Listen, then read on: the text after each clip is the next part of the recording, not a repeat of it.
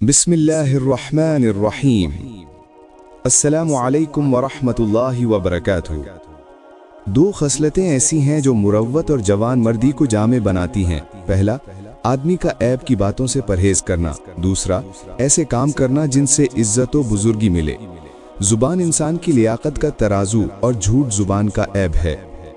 निफाक ईमान को बिगाड़ता है और झूठ इंसान को ऐब लगाता है।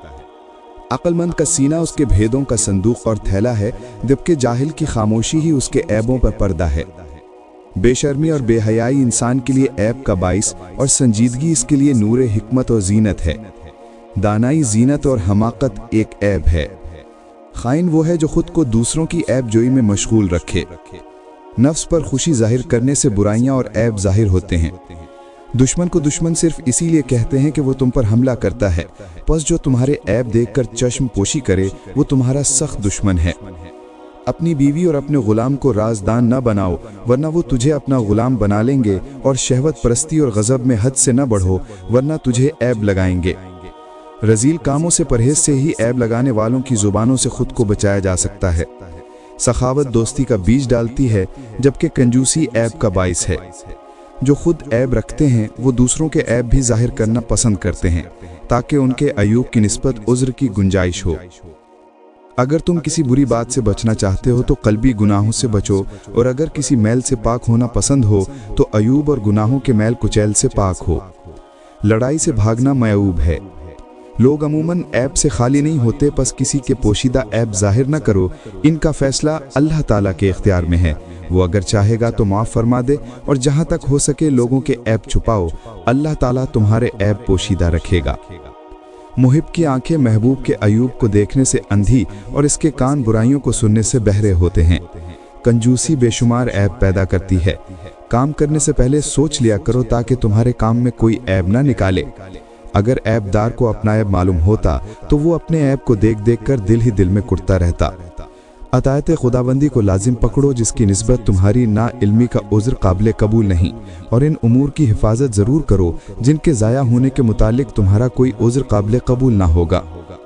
उज़्र बयान करने के बाद भाई से हरगिज़ जुदा ना हो।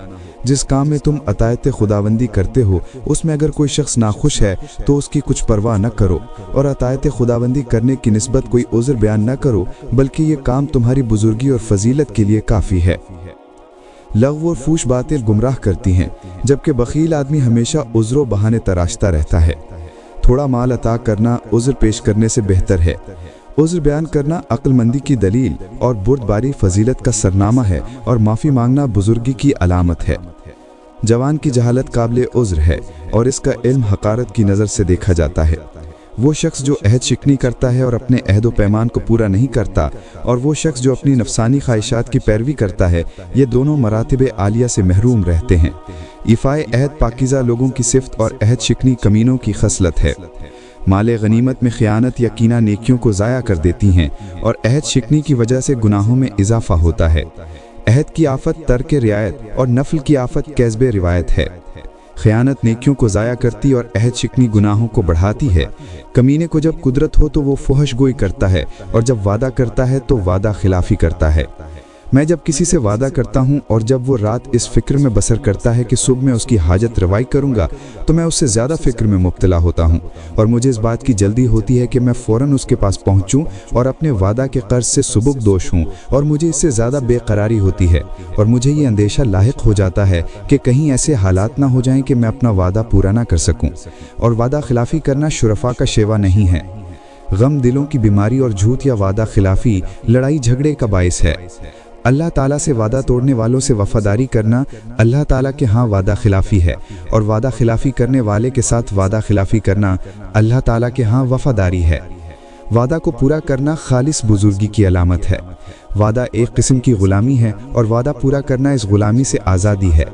जब किसी से वादा करो तो उसे हर हाल में पूरा करो। करीम जब किसी से वादा करता है तो वादा खिलाफ़ी नहीं करता, और जब किसी से नाराज़ होता है तो दरगुजर फरमा देता है। वफादारी की आफत वादा खिलाफ़ी है। आपसे अगले वीडियो में फिर मुलाकात होगी। तब तक के लिए खुदा हाफिज़।